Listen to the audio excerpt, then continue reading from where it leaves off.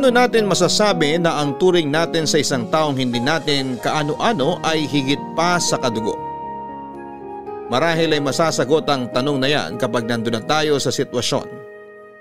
Kaya nga ang makakasagot ng tanong ay ang taong nakaranas ng magturing ng kapwa ng higit pa sa kadugo. Si Benny na isang taong may pangarap at handang gawin ang lahat para lang matupad ang inaasam na magandang bukas. Titiisin niya ang lahat ng panlalait para lamang sa pangarap. Papatunayan niya din na hindi hadlang ang anumang kapintasan para mahalin at magmahal. Samahan natin ang ating kabarangay na si Benny sa pagbabahagi ng kanyang natatanging kwento. Pakinggan natin ang istorya na hindi lang para sa sarili ang sakripisyo, kundi para din sa pamilya at sa ibang tao. Dito lang sa mga kwento ng pag-ibig, buhay at pag-asa sa nangungunang Barangay Love Stories. Dear Papa Dudut, magandang araw po sa inyo at sa lahat ng mga nakikinig ngayong araw. Ako po si Benny, Tubong, Quezon. 22 years old na po sa kasalukuyan. Nais ko pong ibahagi ang aking kwento dahil baka kapulutan din naman ng aral ng inyong mga tagapakinig. Nangyari po ang kwento 2 taon na ang nakakalipas. Noong mamasukan ako bilang isang boy o kasambahay sa bahay ng isang binatang may kaya sa buhay. Mayaman po ang mga magulang niya kaya masasabi kong swerte siya. Siya po si Sir Cedric, 23 years old na po siya noong panahon na yon. Papa Dudut, may kayabangan po si Sir Cedric. Ayoko man sabihin pero kailangan para mas makilala ninyo siya ng mas mabuti. Makasarili po siya. Wala siyang pakialam sa iba. Lalo na kung alam niyang nakakahigit siya. Papa Dudut, para naman po sa parehas ay inaamin ko din na hindi po ako gwapo. Sa madaling salita ay pangit po ako. Tanggap ko naman po. Hindi po matangos ang ilong ko, may kalakihan ang mata at maitim po ako. Pero ang pagkakaitim ko po ay dahil sa bilad sa araw. Kasi sa probinsya ay pagsasaka po ang naging trabaho ko para makapag-aral ako. Papa Dudut, dahil po sa itsura ko ay laging pinapaalala ni Sir Cedric ang itsura ko. Ginagawa niyang katatawanan ang itsura ko. Pero hindi ko na lamang po pinapansin. Nakapagtrabaho po pala ako sa kanya dahil sa tulong ng isang kababayan. Ang kilala po ng kababayan ko ay ang mga magulang ni Sir Cedric, kaya sila balang kumuha sa akin para makatulong kay Sir Cedric. Kaya ang mga magulang po ni Sir Cedric ang nagpapasweldo sa akin. Hindi ko naman po akalain na gano'n ang aabutan ko na ugali ng paglilingkuran ko. My girlfriend po si Sir Cedric, siya naman po si Ma'am Joy, 22 years old siya noong panahon na yon. Kabaliktaran ni Sir Cedric si Ma'am Joy. Kasi kung gaano ka makasarili si Sir Cedric ay siya namang napaka makatao ni Ma'am Joy. Makikita ni Ma'am Joy kung paano ako tratuhin ni Sir Cedric at parati silang nagtatalo kapag sinasaway ni Ma'am Joy si Sir Cedric.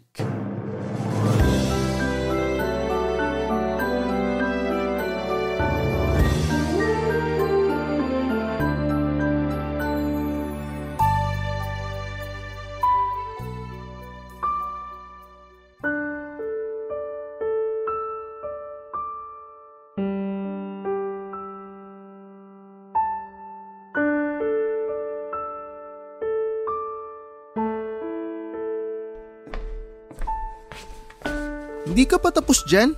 Sir, kakasimula ko pa lang po. Ha? Anong oras ka ba nagising? Kanina pa pong 4:00, sir. 4:00 ka nagising, hindi ka pa nakakapaglinis ng bahay? Sir, pinauna niyo po na linisin ko yung kotse. Nangangatwirang ka pa? Hindi naman po, sir. Pagkatapos mo maglinis dyan, may papalinis ako sa'yo. Ano po yun, sir? Linisin mo yung itsura mo. O bakit tumahimik ka? Nagagalit ka? Hindi po. Hindi? Bakit ganyan itsura mo? Ay, sandali. Ganyan na nga pala talaga itsura mo. Excuse po, sir. Bastos ka! Kinakausap ka pa, alis ka? Sorry po. Maghain ka na ng almusal. Opo. Ay, mamaya na pala. Gusto ko muna makita na malinis yan. Opo. O, anong ginagawa mo sa sahig? Po, nililinis po. Hindi naman yung sahig ang pinalilinis ko eh. Yang mukha mo. Parang ang dumi. Parang mas malinis pa yung trash can. O ano, napipikong ka na? Hindi po. Teka nga, mag-usap tayo na masinsinan. Okay? Opo. Tatanungin kita, gusto ko magsabi ka ng totoo ha. Opo. Pag inaasar ba kita, napipikong ka? Hindi po. Yung totoo. Hindi po. Hoy, binibigyan na kita ng pagkakataon para masabi yung gusto mo. Hindi po talaga. Umamin ka na. Baka mainis pa ako sa pagsisinungaling mo. Hindi naman po sa napipikon. Hindi ka napipikon. Eh ano? Sumasama lang po ang loob. Pag binibiro kita, sumasama loob mo? Hindi naman po ganun kaseryoso kasi nawawala naman din po agad. Pero sumasama nga loob mo. Sandali lang po tapos wala na. Okay, so sumasama loob mo pag binibiro kita. Eh kung umalis ka na lang kaya dito? Sir? Kung sumasama pala loob mo, bakit ka pa magtatagal dito? Pwede ka nang umalis. Marami kami makukuha na kapalit mo. Madali kang palitan. Sir, hindi naman po sa ganun. Kasasabi mo lang na sumasama yung loob mo pag binibiro kita eh. Tapos ngayon sasabihin mo na hindi. Ano ba, ginagago mo ba ako? Pinagmumukha mo akong tanga. Hindi sir. Di na, tigilan mo na yan. Umalis ka na. Sir, wag naman po. Kailangan ko po tong trabaho. Pwes para sabihin ko sa'yo, hindi ka kailangan dito. Masyado kang pa-importante. Hindi po sir. Please po, wag niyo akong tanggalin. Gusto mo ba sabihin ko to kina mami at daddy? Ha? Sir, wag po. Ayoko po munang bumalik sa amin. Kailangan ko pong makaipon. Ah, ganon, ginagatasan mo lang kami. Hindi po sir. Umayos ka? Opo. Madinig ko pa na sumasama loob mo, nagagalit ka o napipikon ka. Bukas na bukas ang pinto namin para umalis ka. Hindi po sir. Hindi na po mangyayari yun. Maganda yung ganyan. Mabuti yung nagkakaintindihan tayo. Tandaan mo ha, amo mo ko. Alipin ka lang dito. Ha? Opo. May papapalitan ako sa'yo. Palitan mo agad. Naiinis ako pag nakikita ko eh. Opo sir. Ano po yun? Palitan mo yung pagmumukha mo. Saksakan ng pangit eh. O bakit di ka tumatawa? Napipikong ka? Hindi po. Tumawa ka. Pagtawa na mo yung sarili mo. Tumawa ka sabi. Opo. Tanga-tanga ka.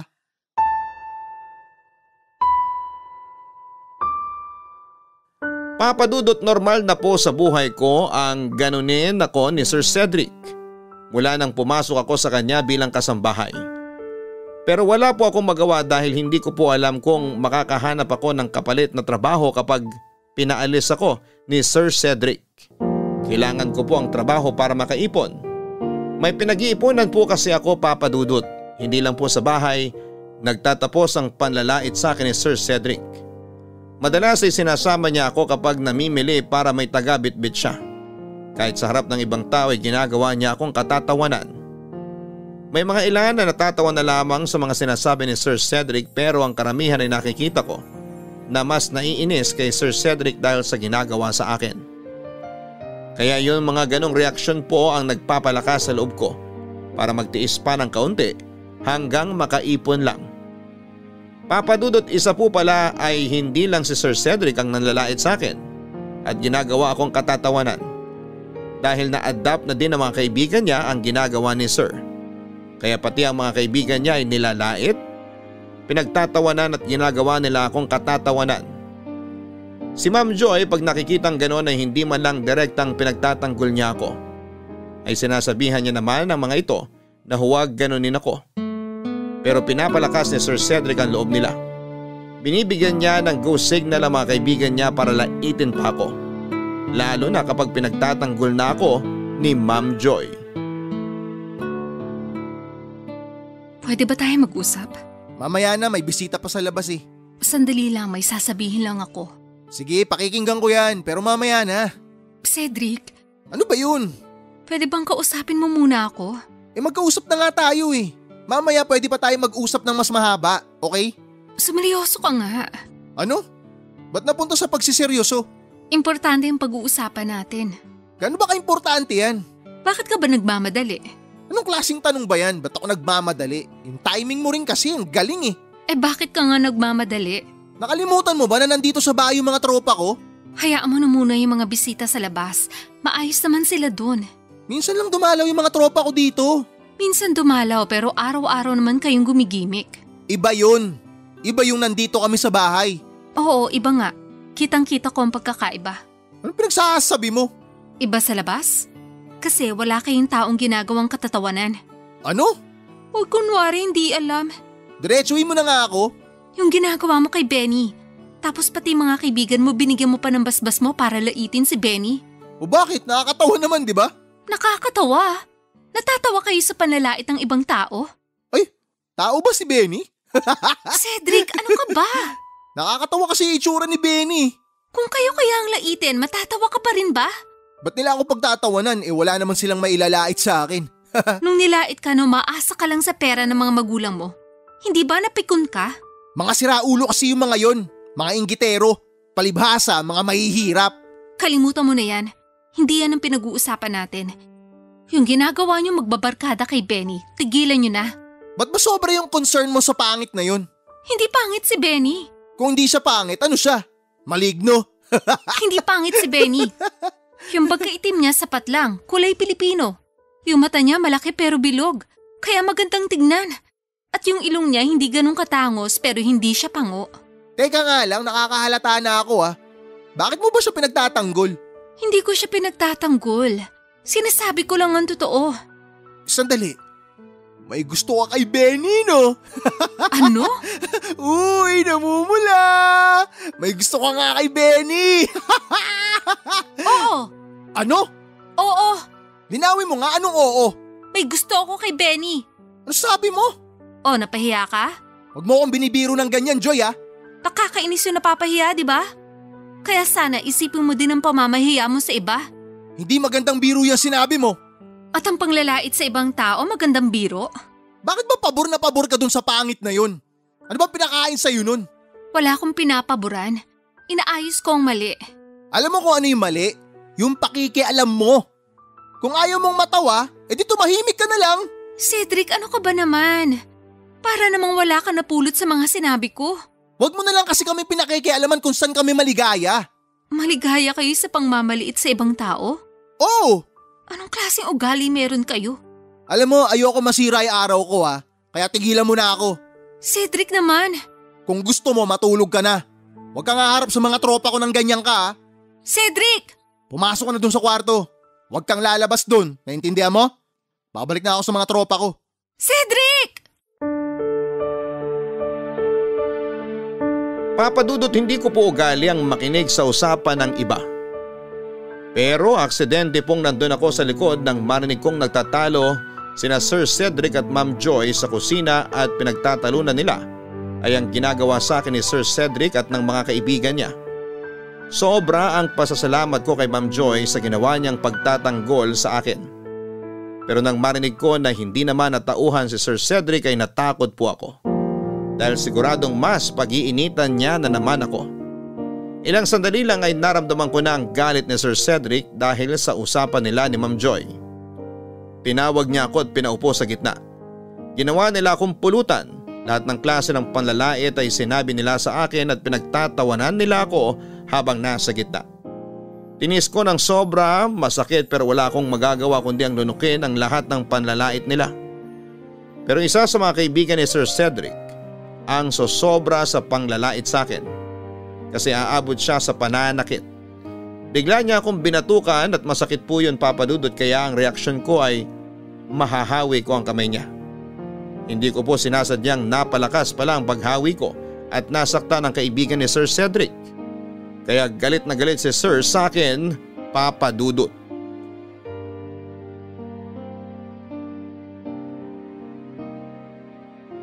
Papadudot, sa sobrang galit ni Sir Cedric sa akin ay itutulak niya ako. Halos masubsob ako sa sahig at mabuti na lamang at naitukod ko ang kamay ko. Malakas ang pagkakabagsak ko at masakit ang kamay at dibdib ko at nakita ni Ma'am Joy kung papaano ako itinulak ni Sir Cedric. Kaya nagmamadali itong lumapit sa akin para sana tulungan ako. Pero bigla siyang hahablutin ni Sir Cedric para ilayo sa akin. Mapapalakas ang hablot sa kanya kaya si Ma'am Joy naman ang ma-off balance at matutumba ito. Kaya mapapatayo ako ng mabilis para alalayan din patayo si Ma'am Joy.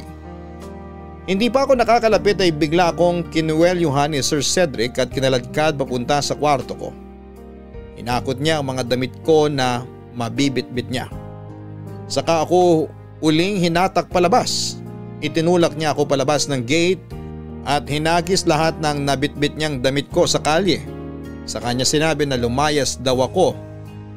Papadudot, hindi ko na napigilan kaya naiyak na po ako. Habang umiiyak po ako ay dinig na dinig ko pa din ang tawanan ng mga kaibigan ni Sir Cedric. Ilang sandali ay papasok na sila at iiwan ako habang nagpupulot ng mga damit ko. Magugulat ako dahil lalabas si Ma'am Joy.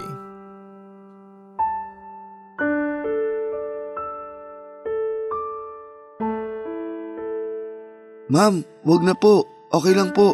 Hindi, mali ito. Bakit niya itatapon dito ang mga gamit mo? Ayos lang po. Sige po, pasok na kayo. Hindi, tutulungan kita. Hindi kita maipagtanggol. Kaya kahit sa pagtulong na lang sa'yo, hayaan mo na ako. Para sa sarili ko tong pagtulong ko. Kasi nahihiya ako sa sarili ko. Wag po ma'am, wala po kayong kasalanan. Hayaan mo na lang ako.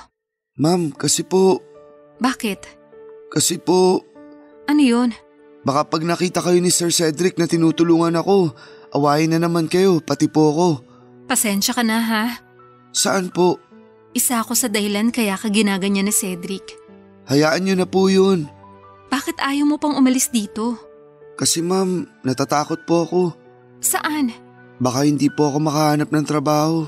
Imposible. Sa sipag mo marami ka makukuhang trabaho.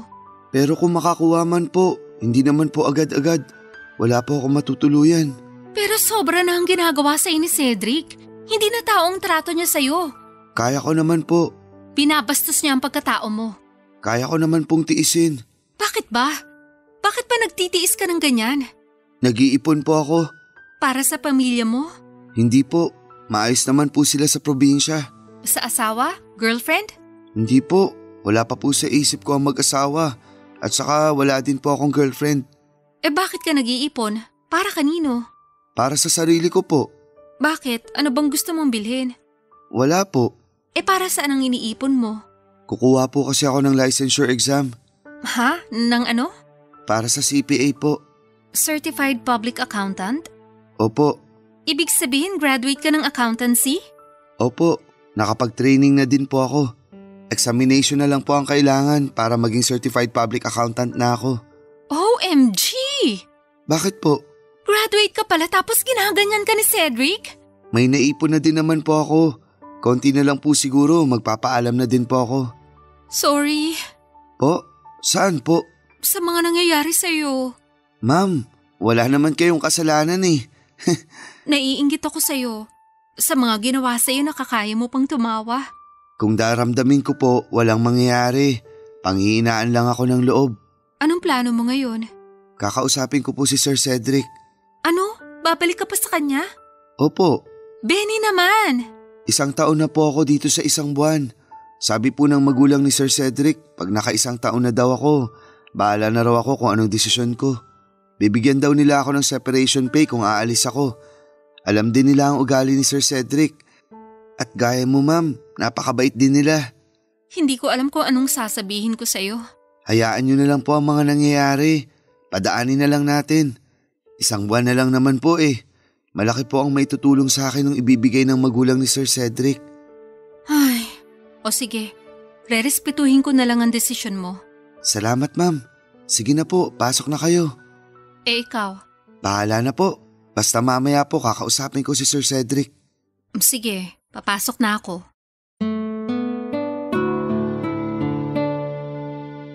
Papadudot pinapasok ko na si Ma'am Joy para na din sa kapakanan naming dalawa. Sobrang nagpapasalamat ako sa mga ginawa ni Ma'am Joy sa akin pero kailangan ko pong iwasan ang mga tulong na yon. 1 buwan na lang papadudot at makukuha ko na yung kalayaan ko. Maintindihan naman ako ng magulang ni Sir Cedric kasi sila naman ang nagsabi sa akin na kung kakayanin kong maglingkod sa anak nila ng 1 taon ay hahayaan na nila ako sa plano ko at may ibibigay pa sila. Papa Dudut, nakakahiya yung ibibigay na pera. Pero kailangan ko po munang lunukin ng hiya ko dahil malaking tulong po sa akin ang ibibigay nila. Isa pa'y hindi ko naman po hinihingi at lalong hindi ko kinuha kundi kusang loob nilang ibibigay. Papa Dudut, hindi ako umalis sa tapat ng bahay ni Sir Cedric. Naghintay ako kahit padilim na ay nandun lamang ako at naghihintay. Noong gabi na ay isa-isang naglalabasa ng bisita ni Sir. Pauwi na sila, bawat lumalabas ay nakikita ako. Kaya nagtatawanan sila bago umalis. Noong paalis na ang huling bisita ay hinatid sila ni Sir Cedric at Ma'am Joy. Pagkaalis ng bisita ay doon pa lang nila nakita na nandun pa ako. Gulat na gulat si Ma'am Joy at inisip niya siguro na mula nung tanghali nandun lamang ako. Si Sir Cedric naman ay galit pa din.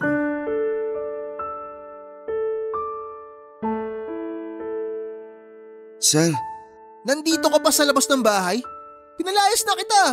Cedric naman, maawa ka naman sa tao. Tao? Cedric, ano ka ba? sir, sorry po. Nabigla lang ako kanina. Nagulat ako kaya nahawi ko ang kamay ng kaibigan niyo. Anong hinawi? Kitang-kita ko, hinampas mo. Cedric, sa tingin mo ba gagawin niya yun sa harap mo? Maski sa likod mo hindi niya gagawing hampasin ang kamay ng kaibigan mo. Dahil hindi siya ganon. Sir, pasensya na po kayo. Hindi na po mauulit yun. Talagang hindi na. Dahil baka kung ano pang magawa ko sa'yo pag inulit mo yun. Hindi na po, sir. Apakayabang mo kasi. Ano ba pinagmamalaki mo? Cedric, ano ba yan? Huwag ka na nga magsalita dyan, Joy. Pwede ba manahimik ka? Hayaan mo to sumagot. Ano, Benny? Ano ba pinagmamalaki mo? Wala po, sir. Yumayabang ka na kasi. Hindi po, sir. Sorry na po. Malis ka na nga sa harap ko. Naaalibadbaran ako sa'yo. Doon ka sa kwarto mo. Huwag kang lalabas hanggat hindi kita tinatawag, ha? Opo, sir. Ang bobo talaga nun. Buisit. Ay, O bakit ka gumaganyan? wala. Anong wala? Eh di maipintay ang mukha mo. Tsaka ang dami mo pang sinasabi. Baka praning ka lang. Bakit ako mapapraning? Kung ano-ano kasi ang naiisip mo eh. Pinagtitripan mo ba ako? Lasing ka lang. Mabuti pa pumasok na tayo. Uy, teka sandali, Joy! Iiwan mo talaga ako rito? Hindi mo sinara yung gate. Benny! Anong kailangan mo kay Benny? Isara mo na yung gate. Pag tayo pinasok, pababayaran ko talaga sa'yo lahat ng mga mawawala rito. Ikaw ang nag-iwang bukas ng gate ah. Ako ba katulong dito? O edi ikaw na ang amo. Talaga, buti alam mo. Ewan ko sa'yo. Sir, may iutos pa po kayo? Natural. Ano pang silbi mo dito kung hindi kita uutusan, tanga? Ano po yun, sir? Anong ano po yun? Tatanga-tanga ka talaga eh. Hindi mo ba nakikita? Ang gulo ng bahay oh. Ang dumi-dumi. Linisin mo. Yung mga kaibigan mo kasi, parang kulang sa edukasyon. Ano sabi mo? Totoo naman ah. Yung ganyang kakalat ba, gawain naman tinong matured na tao? Dami mo sinasabi. Natural magiging makalat. Eh party yung nangyari kanina eh. Lilinisin ko na po. Bukas na yan, matulog na tayo. Anong bukas na? Huwag ka nga makialam dito. Hoy Benny, linisin mo lahat to ngayon ha. Ayoko makikita na magulo yan bukas pag gising ko. Anong oras na, Cedric? Kung di niya kayang linisan yan ngayon, eh siguro hindi na siya kailangan dito. Kaya di na siya umalis. Hindi po. Kaya ko pong linisin lahat yan. Sige po, ako na ang bahala dito. Yan, ganyan. Mabuti naman at alam mo yung lugar mo. Tara na Joy, matulog na tayo. Tutulong na lang ako mag-ayos dito. Hindi na po, ma'am. Kaya ko na po to. Sige na po. Huwag ka na kasi makialam dyan, Joy. Narinig mo naman si Benny, di ba? Kaya na niya yan. Halika na sa kwarto. Mauna na ako ron. Sumunod ka agad. Ma'am, kaya ko na po to. Alam ko na nakagraduate ka. Pero graduate ka man o hindi ka niya dapat ginaganyan. Ma'am, hayaan nyo na lang po. Sabi ko naman po sa inyo, 1 buwan na lang naman. Sige po, matulog na kayo. Kaya ko na po to. Sige, pasensya ka na sa lahat ha. Ayos lang yun, ma'am. Salamat po uli.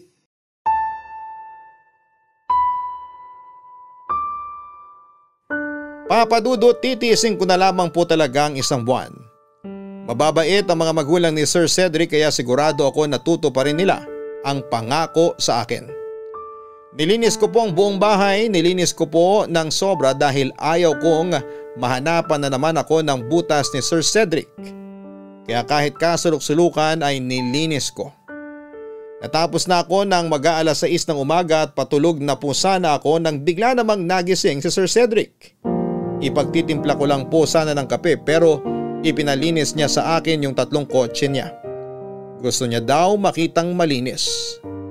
Papadudot, kahit antok na ako ay sinunod ko ang gusto ni Sir Cedric. Hindi pa naman na madudumi ang kotse at ang isa ay alam kong kaka-car wash lamang pero sinunod ko pa din siya. Alam kong parte na naman yon ng parusa niya sa akin. Titiisin ko po kahit na hindi naman po kailangang linisan ng sobra ang mga kotse ay pinulido ko pa din po. Kasi nga po ay ayokong mahanapan na naman ang butas.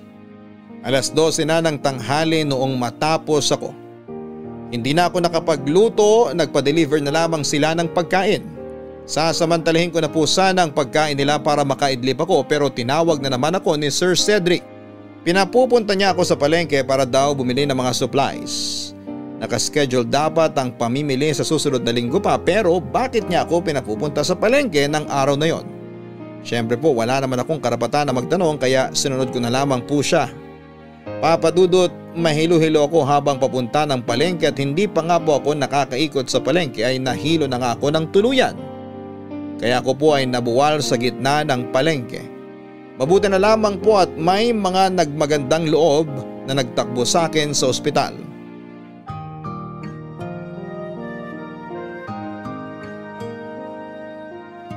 Papadudot, ang palengke naging ospital. Dahil po si Sir Cedric ang nakalagay sa emergency contact ng cellphone ko ay siya ang tinawagan nang nagtakbo sa akin sa ospital. Pero sa kasamaang palad, Papadudot, ay dininaya ko ni Sir Cedric. Sinabi niya sa tumawag na wala siyang kilalang Benny. Wala po siyang pakialam sa nangyari sa akin. Nadinig daw po ni Ma'am Joy ang nangyari kaya pinilit niyang puntahan ako ni Sir Cedric sa ospital. Pero ayaw talaga ni Sir Cedric. Natatawa lang daw ito at sinabing siya pa daw ang pagagasusin sa pang-ospital ko. Papadudot, wala naman akong ibang kamag-anak o kakilala sa Maynila kundi si Sir Cedric. Ang mga magulang niya at si Ma'am Joy lang ang kilala ko. Pero mali ang natawagan dahil ang natawagan ay ang taong walang pakialam sa akin. Dahil sa ayaw akong puntahan ni Sir Cedric ay nagpaalam si Ma'am Joy. Nauuwi na pero hindi alam ni Sir Cedric na pumunta si Ma'am sa ospital para malaman ang kalagayan ko.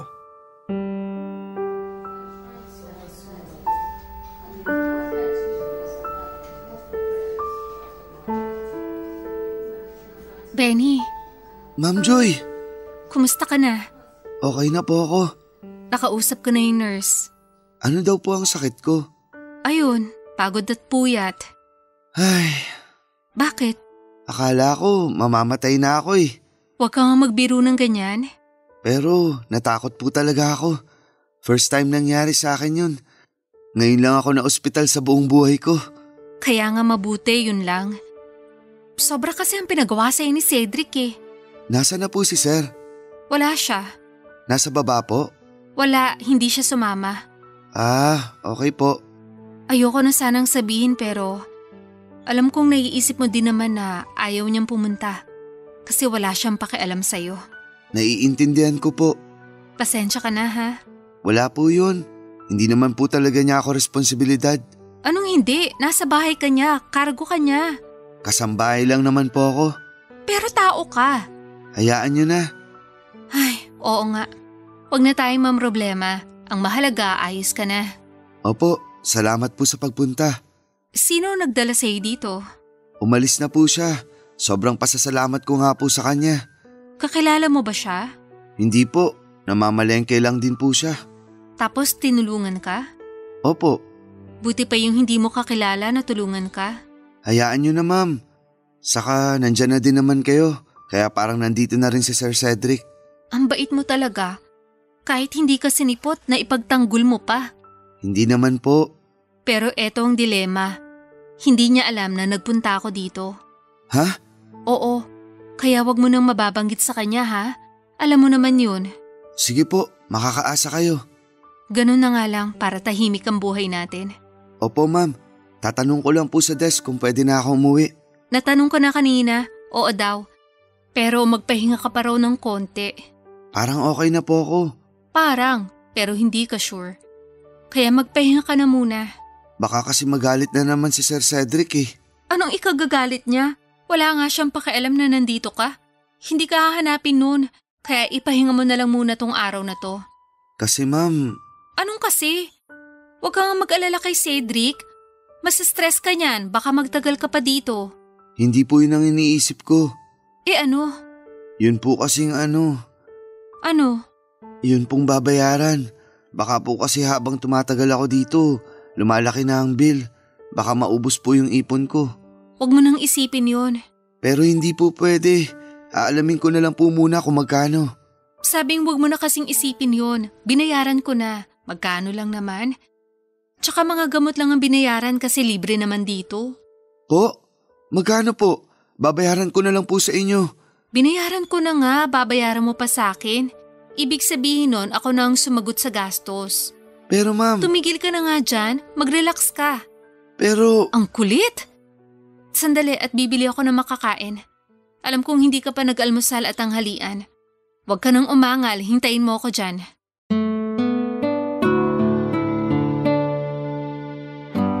Papadudot hiyang-hiya ako kay Ma'am Joy.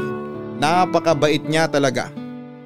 Kumain kami doon sa ospital at hindi naman maselan si Ma'am Joy. Matapos naming kumain ay nagpahinga na lamang ako ng konti at saka nagyaya. Ayaw pa sana ni Ma'am Joy pero sinabi ko na okay na talaga ako. Sa totoo lang ay iniisip ko ba din talaga si Sir Cedric. Ang tagal ko nang wala sa bahay, baka magalit na naman siya at palayasin ako. Pumayag na si Ma'am Joy na umuwi ako at sinabi niya na ihahatid niya na lamang ako pauwi pero ibababa niya ako sa isang kanto ang layo sa bahay ni Sir Cedric para daw hindi kami makita. Ayoko na po sanang magpahatid kaso mapilit po talaga si Ma'am Joy kaya umuo na lamang din ako. Habang palabas na kami ng ospital ay may nangyari na naman na hindi inaasahan. Papadudot si Ma'am Joy naman ang nawala ng malay tao. Kahit nasa ospital naman kami ay nagpanik pa din ako. Hindi ko alam kung tatawagan ko ba si Sir Cedric para sabihin ang nangyari. Pero naalala ko ang sabi ni Ma'am Joy na huwag kong sasabihin na nagpunta siya sa ospital. Kaya inasikaso ko na lamang si Ma'am Joy hanggang sa magkamalay ito. Maayos naman daw ang kalagayan ni Ma'am Joy pero nagulat kami sa resulta. Matapos magpahinga ni Ma'am Joy ay nagaya na itong umuwi. Ipinipilit pa rin niya na ihahatid ako na mas lalo kong tinanggihan dahil nga sa kalagayan niya. Pero ayaw magpatalo ni Ma'am Joy kaya hinatid pa din niya ako. Pagkababa ko ay diretsyong umuwi na si Ma'am Joy sa bahay nila. Kinabukasan ay pumunta uli siya sa amin para kausapin si Sir Cedric.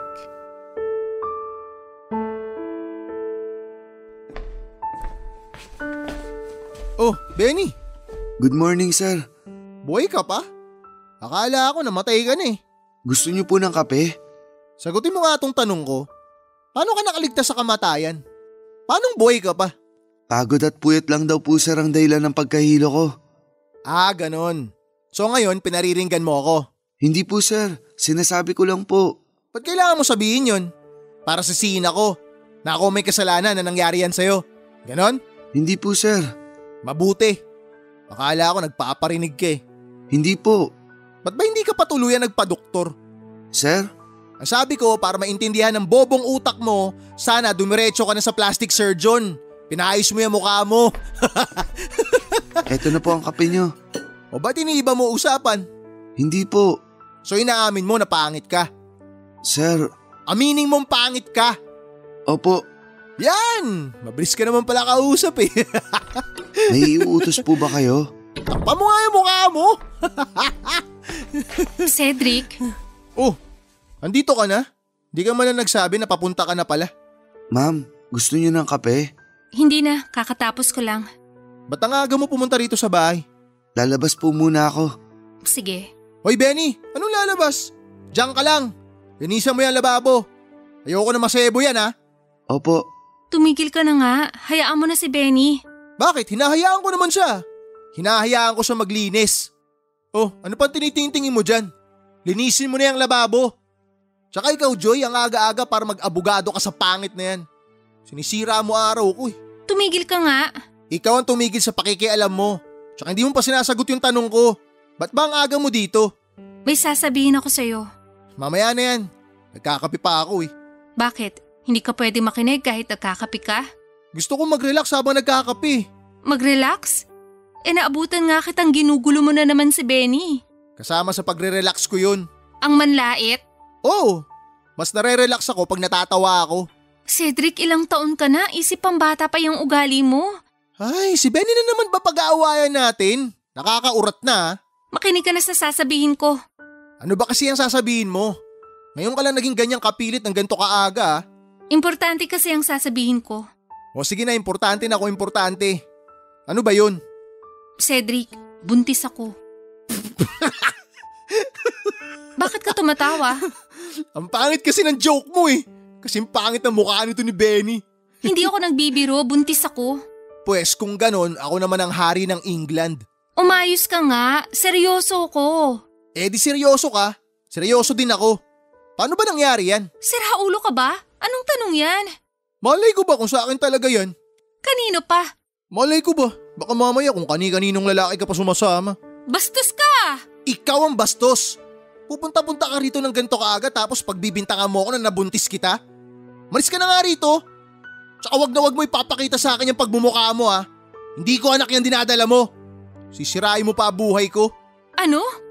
Anong sisirain ng buhay? Buhay ding tong nasa tiyan ko. Pwes edi papatay mo. Pakialam ko. Aray! Hayop ka! Hindi ka namin kailangan! Hindi nyo kailangan. Wala akong pake. Umalis ka na habang kaya ko pang pigilan yung sarili ko. Baka mamaya sipain pa kita palabas. Malis ka na!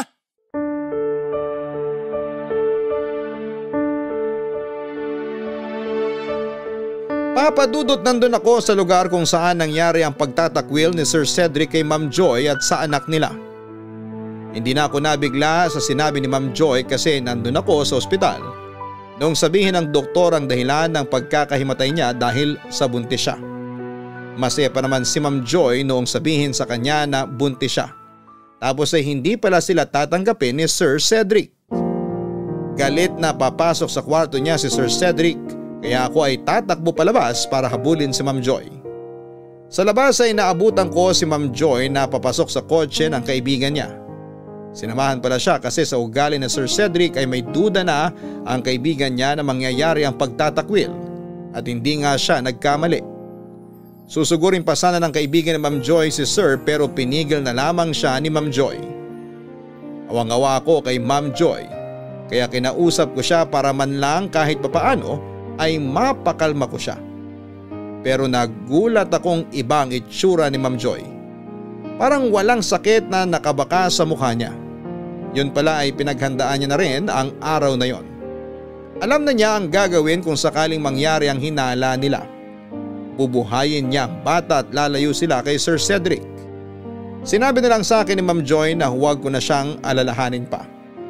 Isipin ko na lang daw ang sarili ko. Hindi na daw siya makakapunta sa bahay na yon kaya hindi na niya ako maipagtatanggol at isipin ko din daw ang sarili ko kung tama ba ang pagtigil ko doon kahit na tinatapakan na ang pagkatao ko. Saka nagpaalam sina Ma'am Joy at ang kaibigan niya. Para akong binuhusan ng malamig na tubig dahil nagising ako sa mga sinabi ni Ma'am Joy. Kaya pagkapasok ko sa bahay ay kinompronta ko si Sir Cedric. Alam kong talo ako pero kahit doon lang din ay may pagtanggol ko si Ma'am Joy. Madami na siyang nagawa sa akin.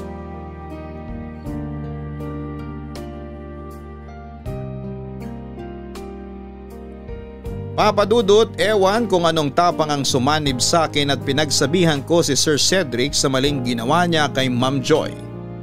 Dahil doon ay galit na pinalayas ako ni Sir Cedric. Pinagbintangan pa nga niya ako na baka ako daw ang tatay ng dinadala ni Ma'am Joy. Kasi lagi daw akong pinagtatanggol ni Ma'am Joy at inamin daw sa kanya ni Ma'am na pwede daw magkagusto si Ma'am Joy sa akin. Ewan ko, Papadudot. Inisip ko na gawa-gawa lang ni Sir Cedric ang mga sinabi niya kasi ayaw niyang magpatalo. Umalis na ako ng bahay, yung totoo na. Wala na sa isipan ko ang makiusap pa sa kanya. Nawala na din sa isipan ko yung ibibigay na separation pay ng magulang ni Sir Cedric. Wala naman akong ibang kakilala kaya wala na akong magagawa kundi ang bumalik na lamang uli sa probinsya. Sa hindi inaasahang pagkakataon ay nagkita kami ni Ma'am Joy sa isang parke. Magkakausap kami nang wala nang iniisip na baka makita kami ni Sir Cedric. Nagkagaanan kami ng loob at siguro ay noon pa kami ganoon sa isa't isa kaso'y hindi lang namin napapansin kasi nga ay nasa gitna si Sir Cedric. Nasabi ni Joy na gusto niya na munang lumayo sa lugar na yon. Ako naman ay plano ko nang umuwi sa probinsya para balikan ang kapirasong lupa na dati kong tinataniman ng kung ano-ano. Kaya naisipan kong yayain na lamang si Ma'am Joy para doon na magpalipas ng sama ng loob sa amin. Mas maganda pa ang probinsya para sa kalagayan niya dahil presko ang hangin, Papa Dudut. Nahihiyaman si Ma'am Joy ay pumayag ito. Sinabi niya na kung pwede daw ba siya doon hanggang sa makapanganak. Pumayag ako, Papa Dudut, at habang lumilipas ang panahon ay nagkakamabutihan na din kami ni Ma'am Joy. Pero noong panahon na yon ay sinabihan ako na Joy na lang ang itawag ko sa kanya. At wala nang ma'am. Kami lang ang magkasama hanggang sa makapanganak siya. Papa Dudut, maganda na ang samahan namin kaya kahit kabado ay niyaya ko siyang magpakasal na agad naman niyang inuohan. Kasunod noon ay inayos na namin para mas legal na ako ang tatayong ama ng anak niya. Joy! Cedric? Anong ginagawa mo dito? Pinuntahan talaga kita. Bakit? Kumusta ka na? Mabuti ako. O sige, aalis na ako. Joy, teka sandali. Bakit? Joy, patawarin mo na ako. O sige na, para may closure, pinapatawad na kita. Salamat. O paano, aalis na ako. Joy, teka lang. Ano ba yon? Joy, bumalik ka na sa akin. Cedric, mahigit 1 taon na nung ipinagtabuyan mo ko. Ngayon ka lang makikipagbalikan? Sorry, mali ko yun. Mali talaga ako. Okay naman yan at inamin mong mali ka. Pero hindi na ako makikipagbalikan sa'yo. Pero bakit naman hindi? Masaya na ako sa buhay ko ngayon. Joy, kailangan niyo ako. Kung kailangan ka namin, sana noon pa. Nakarecover naman kami ng mahigit 1 taon. Nakikiusap ako sa'yo. Bumalik ka na sa akin. Bumalik na kayo ng baby ko. Ay Cedric, hindi mo siya baby. Nung tinaboy mo siya, nawala na ang koneksyon niya sa'yo. Sinabi mo pang ang ipapatay ko siya, di ba? Joy, nabigla lang ako noon. Okay na din yan at natanggap mo na ang lahat. Kaya mamuhay ka na ng masaya at ganun din naman kami ng anak ko. Joy, kahit pagbalik-balik ta rin mo pa ang mundo, ako pa rin ang tatay ng anak mo. Cedric, kahit ano pang sabihin mo, hindi ko nakita na ama ka. Joy, please naman oh. Ayusin natin to. Sabi ko nga para may closure, di ba? So maayos na, kaya mamuhay na tayo ng masaya. Joy, parang awa mo naman na. Hindi ako pamamanahan ni na mami at daddy kapag hindi ko na ipakita sa kanila yung anak ko eh. Ayun! So yung mana mo lang palang iniisip mo kaya mo gusto makilala ang bata. Hindi ka ba nahihiya sa sarili mo, Cedric? Hindi mo kasi naiintindihan. Kaya ako iniisip yung mana, para rin naman sa inyo yun ng anak ko. Hindi namin kailangan ng mana mo. Masaya kami kung anong meron kami. Tigas ng mukha mong babae ka. Ang yabang mo. Sino ba pinagmamalaki mo? Welcome back, Cedric! Bumalik din ang totoo mong kulay. Ilabas mo yung bata. Gusto ko siya makita. Sino ka para utusan ako? Ako tatay ng anak mo. Tanga ka ba? Huwag mo akong patawanin. Joy, ayos ka lang? Oo. O ano to? Si Benny sinamahan mo? Oh, bakit? Aba, matapang ka na ha. Sino pinagmamalaki mo? Wala akong ipinagmamalaki, kundi ang kabutihang asal ko. O ano ibig mo sabihin ngayon? Sinasabi mo bang masama asal ko? Kailangan pa bang sabihin yon? Tara na, mahal. Mahal?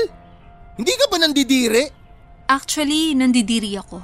Nakita mo na, Benny? Kaya nga ako nagyayaya na umalis eh. Kasi kanina pa ako diring-diri sa'yo. Wow, bilib na ako sa kapal ng mukha mo, Joy. Baka nakakalimutan yung dalawa. Na kaya ko kayong bilhin. Ha? Bilhin ng alin? yaman ang pinagyayabang mo? Hindi ba tinanggalan ka nga ng mana? Teka nga, paano ka ba naging ganyan kabastos? Tinuruan ka ba na maging bastos nitong pangit na to? Kung bastos ako, ano ka pa? Tumigil ka na nga sa kakadada mo. Halika na, sumama ka sa akin. Asa na yung bata? Wala kang isasama. Wala ka din namang kasama ngayon. Kaya mabuting ikaw na rin ang magbitbit sa sarili mo paalis. Ang yabang nyo talagang dalawa. Marunong lang kaming lumibel sa kausap namin. Anjojologs yung magsalita, tanga. Hindi ka naman ganyan dati, Joy ah. Pues salamat at naituro mo sa akin ang pagiging jologs. Tumigil ka na, nabubuisit na ako sa'yo. Mas lalo kami sa'yo, kaya umalis ka na at huwag nang babalik. Ah, mayabang ka ha? Subukan mong saktan si Joy. Eh di ikaw sasaktan ko. Ano? Ano? Ano? Kala mo kaya mo ko? Kala mo kaya mo ko?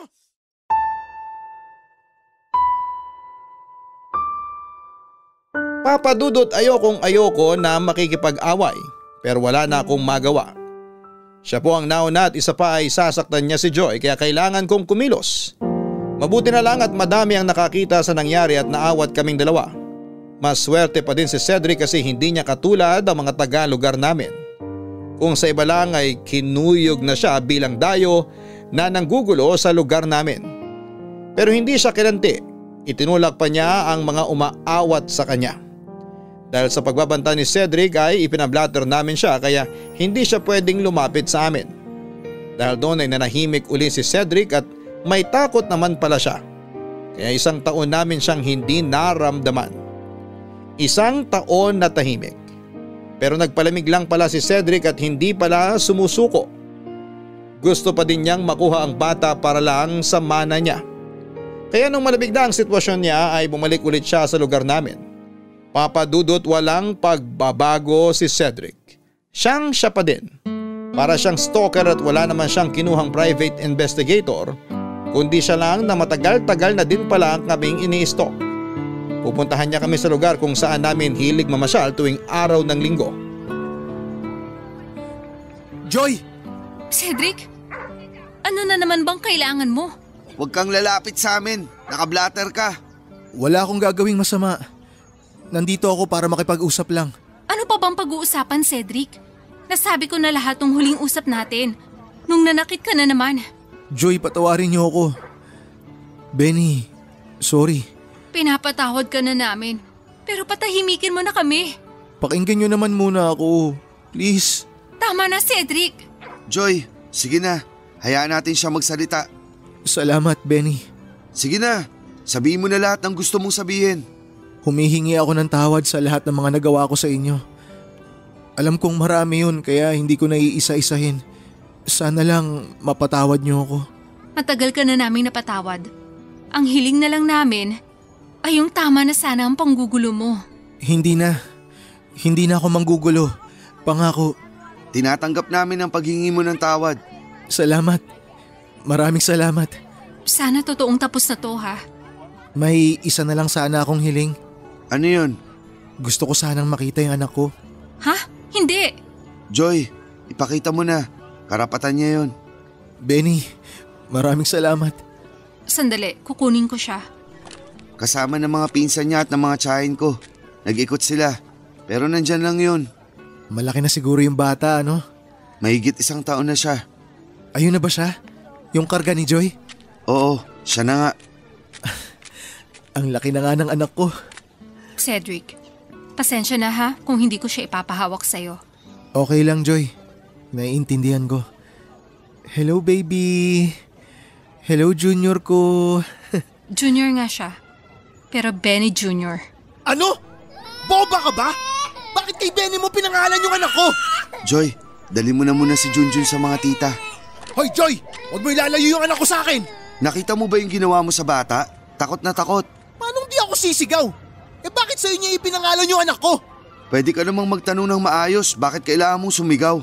Hoy, wag niyo akong ginagagong dalawa ha! Ano bang problema mo? Bakit ba ganyan ang ugali mo? Mababait naman ang magulang mo. Huwag mo idama yung mga magulang ko dito! Wala silang pakialam dito! Gusto ko lang sabihin sa'yo na nung pinalayas mo ako sa bahay mo, kinausap ako ng mga magulang mo. Ibinigay nila sa akin yung ipinangako nilang separation pay at sinobrahan pa nila. Yun ang pinanggastos ko para makapag-exam ako. Utang na loob ko rin sa magulang mo kung bakit ako CPA ngayon. Pati mga magulang ko inuto mo? Tinulungan ka na nga, pinirahan mo pa. Gusto ko rin sabihin sa'yo na nagpunta dito ang mga magulang mo at nakita na nila ang apo nila at nagpapadala sila ng sustento. Ayaw ko na sana pero nahihiya sila sa mga ginawa mo kaya sila ang babawi sa mga kasalanan mo. Sinungaling ka? Bakit pa nila gugustuhin makita yung apo nila sa akin para maibigay yung mana ko? Bakit hindi mo tanungin ang sarili mo? Na baka ginagawa lang nila yon para magbago ka. Huwag mo akong ginagago, Benny ha. Hindi ako nakikipagbiruan sa'yo. Hayop ka talaga! Pati anak ko bibigyan mo ng trauma! Lumayas ka na dito! Kasalanan mo lahat to. Bakit kasi dito mo ipinangalan sa pangit na to yung anak ko? Tumigil ka ng kakapangit mo! Joy, hayaan mo na lang siya. O kita mo, tanggap niyang pangit siya? Oo, tanggap ko. Pero tandaan mo na ang sinasabi mong kapangitan ko, pwede kong ipaopera sa doktor para umayos. Pero ang ugali mo, kahit sinong doktor, wala nang magagawa pa. Sige na, alis na ako. Magsama kayo. Mabuti pa nga.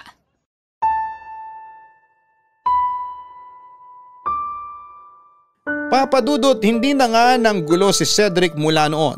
2 taon na si Benny Jr. pero hindi na kami ginugulo pa ni Cedric. Pero patuloy pa din ang komunikasyon namin sa mga magulang niya. Dahil sa nabalitaan ng mga magulang niya ang ginawa ni Cedric na ikinatakot ng bata ay nagalit lalo ang mga magulang niya sa kanya. Hindi na din siya binigyan ng sustento, sa bata na nila ibinibigay ang lahat. Papa Dudut, hindi naman kami masamang tao ni Joy. Kasi pinag-uusapan pa din namin na ipakilala si Cedric sa anak niya bilang lehitimong ama nito. Pero kailangan naming hintayin ang tamang panahon para dito.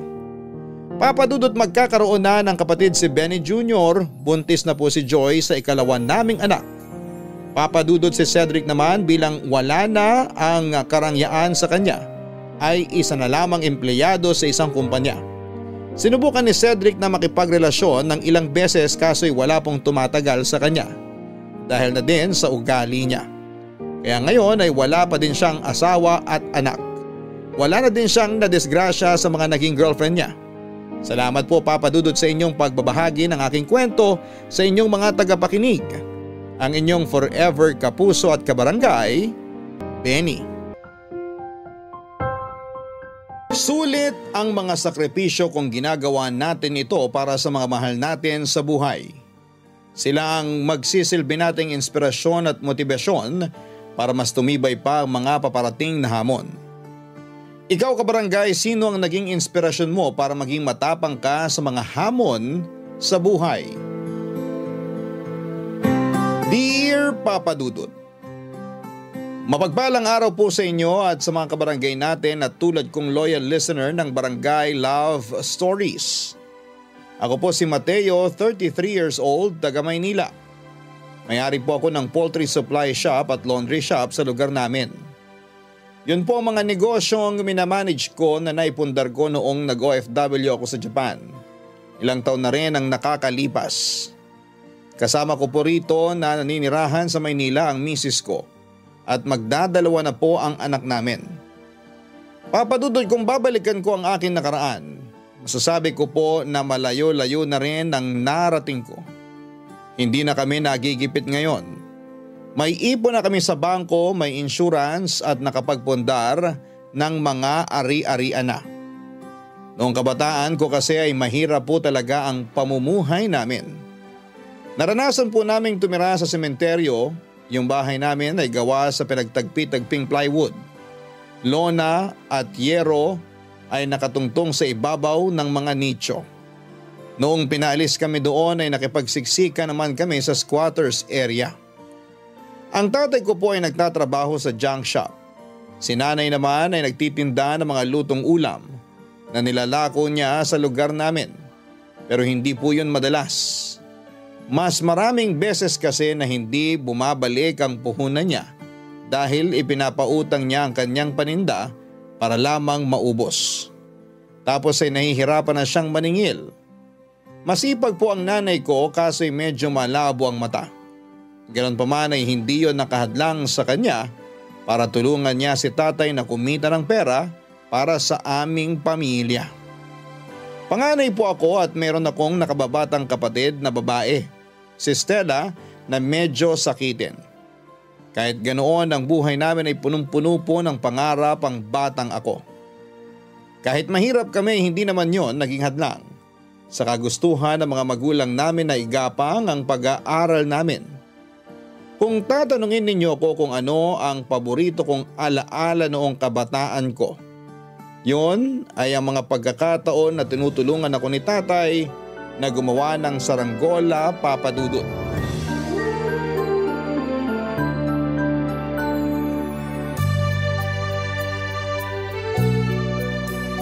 Tay, ano na nga po ulit yung gagawin dito sa mga patpat ng saranggola?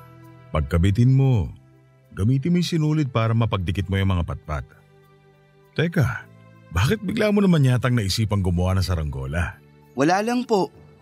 Tagal ko na kasing hindi nagpapalipad ng saranggola. Namiss ko po ito eh. Namiss mo tapos hindi ka naman marunong gumawa.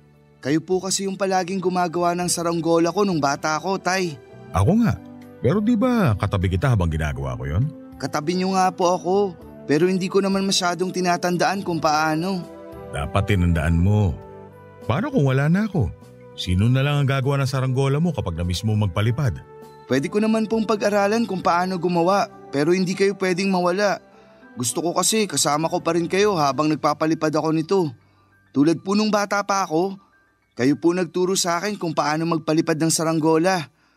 Tay, hindi ko po yun makakalimutan. Siyempre nung kaedad mo pa lang ako, pagpapalipad ng saranggola yung paborito kong libangan sa probinsya. Kaya nga kahit nakapikit, alam na alam ko kung paano gumawa niyan. Ang galing nyo nga po kasi matibay yung saranggolang gawa nyo. Yung bang kahit sumasayaw-sayaw sa hangin, hindi siya nagkakalas-kalas? Depende kasi yun sa pagkakatali mo, kung balanse yung magkabilang gilid at yung buntot. Lahat yun kailangan mo siguraduhin maayos. Kailangan pantay din para maging maganda at matayog yung lipad ng saranggola mo. Katulad po nito, Tay. Patingin nga. Oo, ganito nga. Galing mo ah. Marunong ka na. Hindi pa po natin masasabi hanggat hindi ko po nasusubukang paliparin.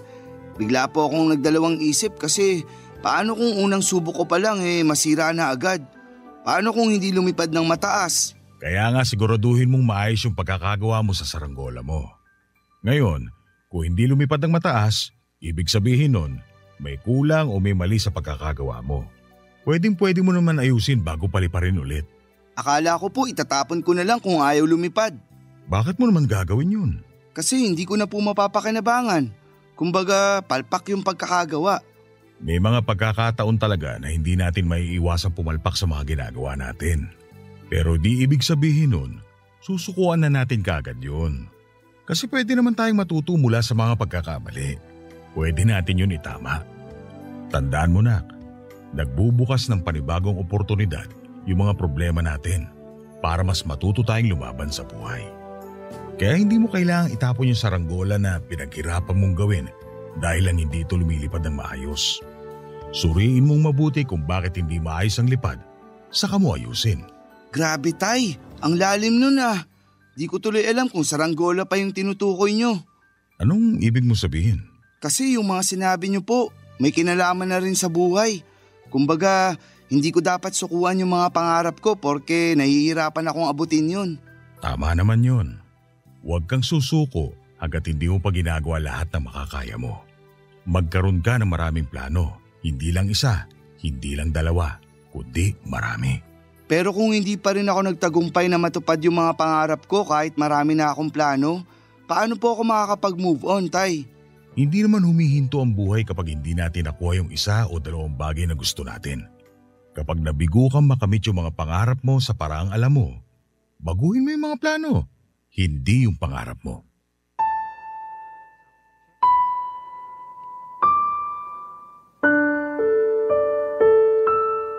Bata pa lamang ako, libangan ko na po talaga ang magpalipad ng saranggola. Pero hindi po ako marunong gumawa ng kasing pulido at kasing ganda ng tatay ko, Papa Dudut. At kahit tumanda na ako ay mas gusto ko pa rin yung gawa ni tatay. Para kasi sa akin ay mas matibay yung saranggola kapag siya ang bumuo. Yun bang hindi madaling matatangay at masisira ng hangin gaano man yon kalakas. Mataas at matayog din kasi ang lipad ng mga gawa niya. Pero ang totoo, napakalaki ng respeto at paghanga ko sa tatay ko. Hindi lang dahil sa paggawa ng saranggola. Kahit na literal na marumi ang trabaho niya sa junk shop ay hindi ko po yun kinakahiya. Kumikita siya ng malinis at marangal na paraan. Sa mga narinig ko noon ay palaging sinasabi sa akin ng tatay ko na taasan ko ang pangarap ko sa buhay. Kung pwedeng higitan ko pa raw ang lipad ng saranggola ay gawin ko. Tinandaan ko po ang mga sinabi niyang yan at naging motibasyon ng mga yon para magsikap sa pag-aaral. Kaya nga kahit salat kami sa material na bagay tulad ng maayos na gamit at damit pang eskwela ay hindi yon naging balakid para araw-araw pa rin akong pumasok. Kahit na madalas ay kumakalamang sikmura ko sa gutom at pagod ang katawan dahil sa mahabang lakaran, hindi ko po yun ininda dahil may pangarap akong gustong matupad kapag nakapagtapos ako ng pag-aaral. Bilang panganay ay gusto ko pong maiahon sa kahirapan ng pamilya namin at tulungan ng mga magulang ko. Kaya lang minsan ay napapatanong po ako sa Diyos kung totoong nakikinig siya sa mga dasal ko bago matulog. Lagi ko po kasing ipinagdarasal na tulungan niya kaming makaraos sa araw-araw naming pamumuhay. Pero pakiramdam ko noon ay hindi naman nakakarating sa langit ang mga panalangin ko. At napatunayan ko po yun noong masunugan kami. Nabo lahat ng mga gamit namin at ang tanging na isalba ko lamang ay yung bag ko na naglalaman ng mga gamit na pang-eskwela at uniforming suot ko noong mangyari ang sunog. Nagpasalamat na lamang ako sa may kapal dahil ligtas ang nanay at kapatid ko. Si tatay naman ay nasa junk shop ng mga oras na yon. Dahil sa nangyari, tumira po kami sa evacuation center ng ilang buwan, papadudot.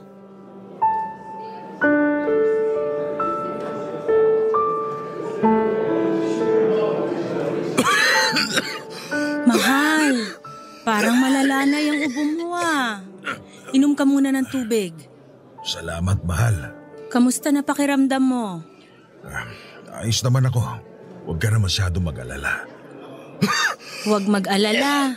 Mukhang masama na yung ubo mo. Tay, Oh, Mateo. okay lang po ba kayo? Oh, ayos lang ako. Pasensya ka na kung nagising ka sa pag-ubo ko, ha? Hindi nyo naman po ako nagising. Hindi lang po talaga ako makatulog. Ako rin po. Oh, Stella, pati ikaw gising pa rin? Hindi po ako makatulog sa init, Nay. Kahit nagpapaypay na ako, wala pa rin. Ganun talaga, anak. Dami kasi natin dito sa evacuation center. Kaya mainit. Nay, hanggang kailan po ba tayo rito? Yan ang di ko masabi, nak. Wala pa kasing plano yung munisipyo kung saan tayo lilipat. Hindi na po ba tayo pwedeng bumalik sa lugar natin noon? Hindi na. Bawal na kasi magtayo ng bahay sa lugar na yon, nak. Kaya baka ilipat na tayo pero di pa din namin alam kung saan. Ang ikinatatakot ko lang, baka malayo yung paglipatan sa atin. Kapag nangyari yun, lalayo na ang trabaho ko at baka kailanganin na rin lumipat ang eskwelahan ng kuya mo. Maliban na lang kung kakayanin niyang bumiyahe. Ngayon pa lang naiisip ko na yung pagod niyo sa biyahe, Tay. Kaya nga wag naman sana tayong ilipat sa malayong lugar kasi nandito yung trabaho ng tatay nyo. Pero wala naman po tayong magagawa kasi wala tayong sariling lupa rito. Lalo na ngayon na pati mga gamit natin na abo. Walang-wala na po talaga tayo. Ang importante, ligtas tayong lahat. Aanin natin yung maraming gamit kung may isa o dalawa naman sa atin yung napahamak.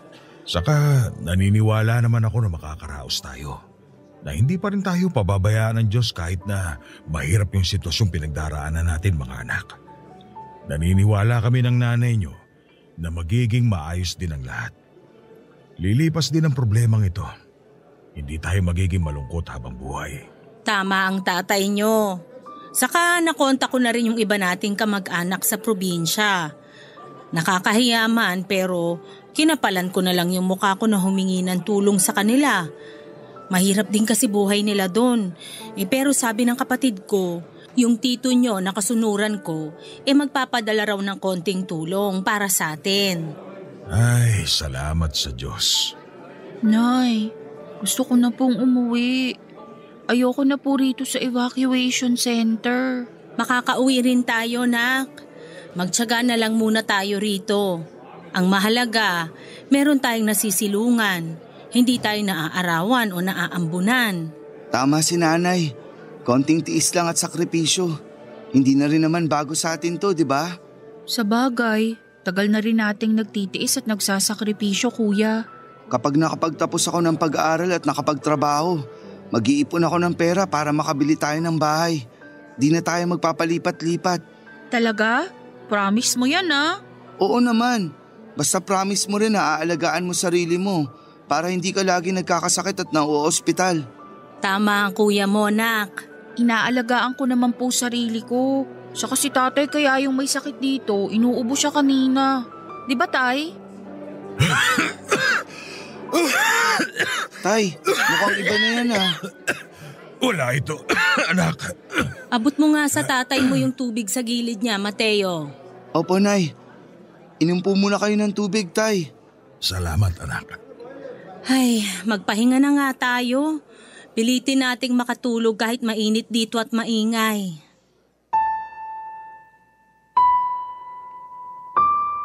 Lumala po ang ubo ni tatay hanggang sa mauwi yon sa pulmonya. Nang mga panahong yun ay wala kaming kapera-pera kahit man lang sana pambili ng gamot sa ubo niya. Kung tutuusin ay kulang na nga ang kita niya para sa pangkain namin tapos ay natigil pa siya sa pagtatrabaho. Kaya wala po talaga kaming mapagkukunan noon, Papa Dudut. Hindi nagtagal ay na-relocate po kami sa Rizal pero hindi naging madali ang buhay namin doon dahil bago pa kami sa lugar na yon. Malayo rin yung pinagtatrabahuhan ni tatay sa Maynila kaya nagstay in na lamang siya sa junk shop para makatipid sa pamasahe. Akala namin ay tuluyan nang gumaling si tatay nung sinabi niya sa amin na wala na raw siyang ubo. Naniwala ako roon. Nakikita ko naman kasi na malakas na si tatay kaya hindi ko iniisip na may iniinda siyang karamdaman. Sa huli hindi pala talaga siya gumaling.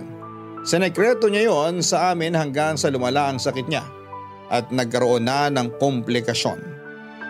Ang kwento sa akin ng mga kasamahan niya sa junk shop ay inapoy daw ng lagnat si tatay isang gabi at mukhang malala na rin ang ubo. Kinabukasan ay hindi na raw siya nakabangon sa higaan niya. Sinubukan pa nilang dalhin sa malapit na ospital ang tatay ko pero doon na rin po siya binawian ng buhay, Papa Dudut. Barangay Love Stories. Barangay Love Stories. Masakit po ang mamatayan ng taong mahalaga sa iyo, lalo na kung magulang mo. Sanggang dikit kasi kami ng tatay ko, Papa Dudut. Mas close pa ako sa kanya kaysa kay nanay pero parehong mabait at mapagmahal ang mga magulang namin. Kaya malaking dagok po talaga sa akin ang pagkawala niya. Bukod pa roon ay lalong naghirap ang pamilya namin dahil wala nang sumusuporta sa amin. Kumbaga sa upuan ay parang napilay kami ng husto sa biglang pagpanaw ng tatay ko. Pero sa kabila ng lahat ay nanatiling matatag si nanay para sa amin ni Stella. Masasabi ko na isa sa mga pinakamatapang na babae ang nanay ko, Papa Dudut. Hindi kasi siya nagpadaig sa hirap at kalungkutan noong nawala si tatay. Kinargo niya ang buong puso ang pagiging padre di pamilya at ilaw ng tahanan para sa amin ang kapatid kong si Stella.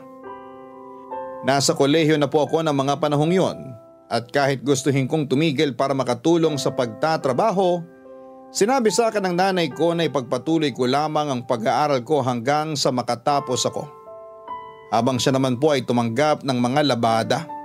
Sumasideline ang pagtitinda ng tinapa at sa gabi ay nagtitinda siya ng balot at penoy.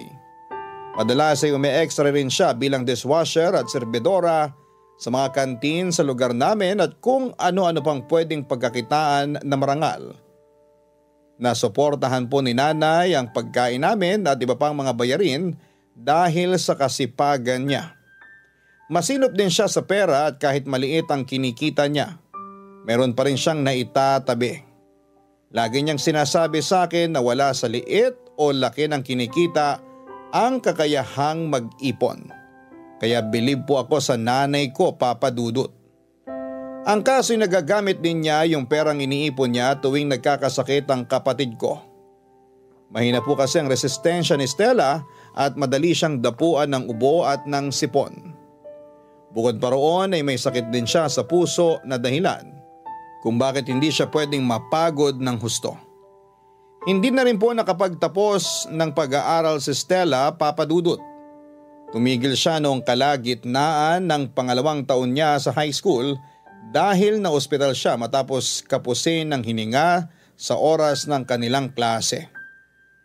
Buhay pa si tatay noon at takot na takot siya. Kaya nag-decide sila ni nanay na pahintuin na lamang sa pag-aaral si Stella. Naging katulong na lamang siya ng nanay namin sa paghahanda ng mga paninda. Pero si nanay na lang po ang naglalako ng mga yon. Pero sa hindi inaasahang pagkakataon habang naglalakad si nanay at nagtitinda ng tinapay, aksidente siyang nahulog sa nakabukas na kanal sa kalsada. Dahilan para maitukod niya ang kanyang tuhod at mamagayon ng mga sumunod na araw.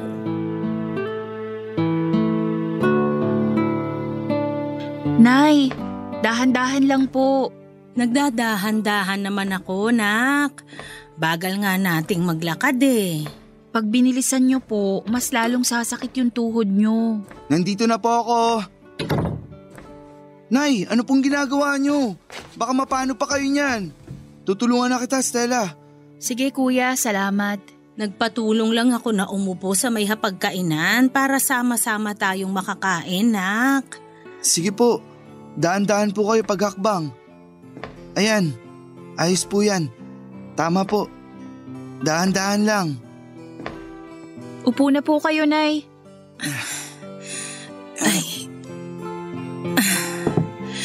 Ay, salamat mga anak. Alam mo ba, kuya? Kanina pa ako kinukulit ni nanay. Gusto raw niya kumain sa mesa para sama-sama tayo. Sakto raw kasi pauwi ka na galing sa school. Totoo ba yun, Nay? Oo, pero ano namang masama doon? Wala naman pong masama doon, Nay. Nag-alala lang kami kasi baka lalong sumakit yung tuhod niyo. Hindi pa nga po yan magaling eh. Gagaling din naman to. Saka mas masakit kapag lagi na lang akong nakahiga dun sa papag.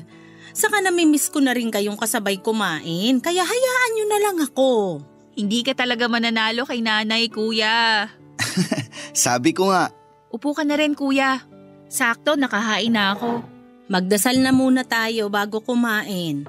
Huwag pa rin nating kalimutang magpasalamat sa Panginoon para sa mga biyaya na binibigay niya sa pamilya natin. Sige po, Nay. Ako na po yung magdarasal. Salamat po, Panginoon, sa pagkain na nasa aming hapag. At salamat din po sa mga biyaya na patuloy niyong pinagkakaloob sa aming pamilya. In Jesus' name, Amen. Amen. O, kain na tayo. Nak, bigay mo sa kuya mo yung tiyan ng bangus ha. Paborito niya yan. Si nanay talaga. Paano naman po ako? Halata tuloy na may paborito kayo. Ano? Hindi totoo yan, nak ha? Akala ko ba mas gusto mo yung ulo ng bangus? Kaya nga pinabibigay ko sa kuya mo yung tiyan eh. Biro lang, Nay. Siyempre mas masarap pa rin yung ulo para sa akin. O kuya, kunin mo na yung tiyan. Maraming tabayan. Akin na. Grabe, ang sarap talaga. Siyempre, alam kong paborito mo yan. Kaya yan ang pinaluto ko sa kapatid mo. Talaga po? Si Stella ang nagluto nito? Oo, marunong na siya.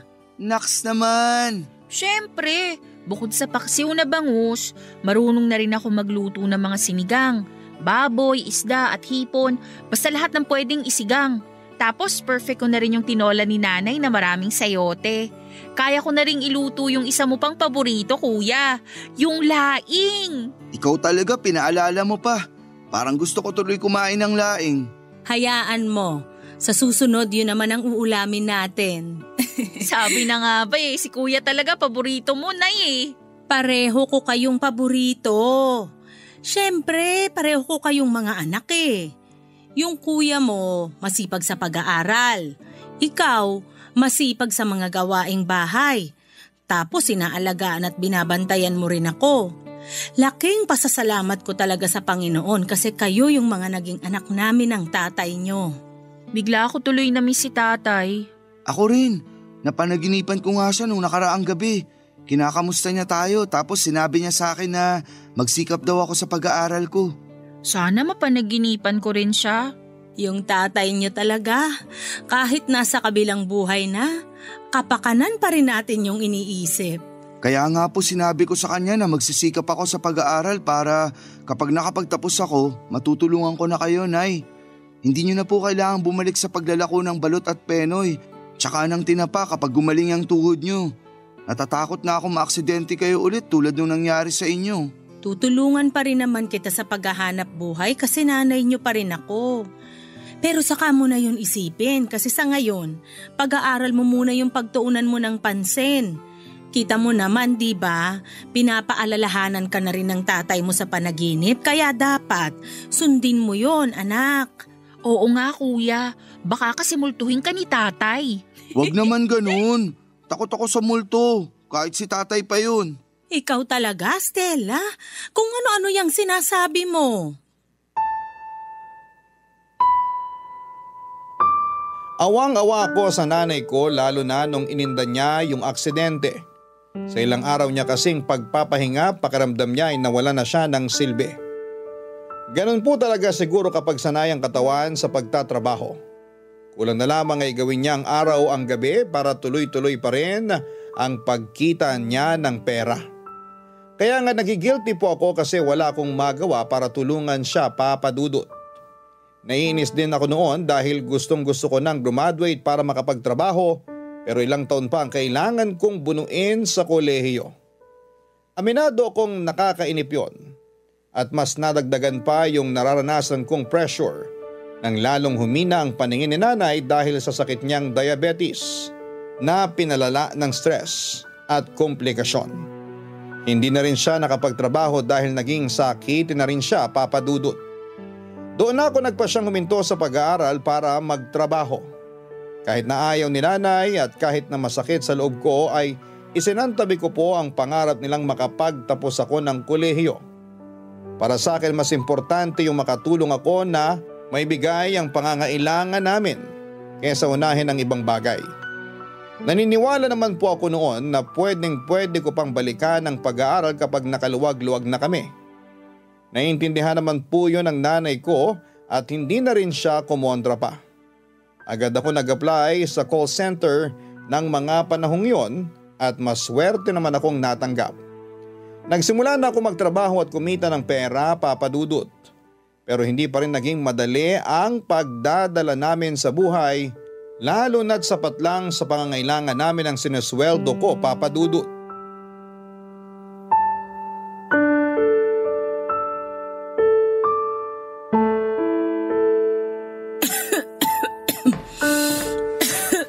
Nay, ito na po yung tubig.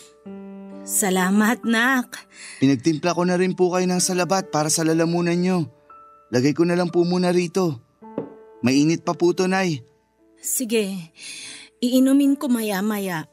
Kumusta na po pakiramdam nyo, Nay? Ito, bumubuti na.